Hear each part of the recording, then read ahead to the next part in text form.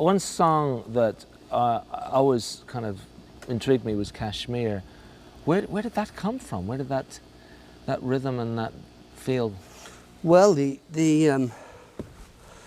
originated from playing around on a tuning that I've been using quite a bit, and it's called, they call it Dadgad, okay, and it's sounds like it's pretty similar to like a sitar tuning, yeah. actually, but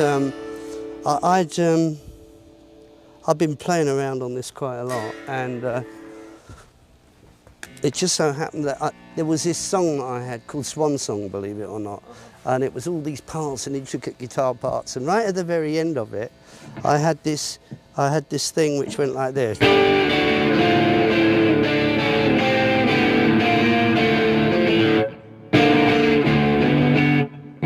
And then the tape ends, and I thought, well, we were doing some rehearsals. Well, we were making an album actually with Led Zeppelin, and John Bonham was there, and the others, I don't know where they were. They weren't actually at the houses at Headley Grange. And I said, I've got this riff. So now I turned it round, starting with the first bit first. Right, yeah. And he lays on the rhythm on it. So it sort of goes like this. Wow.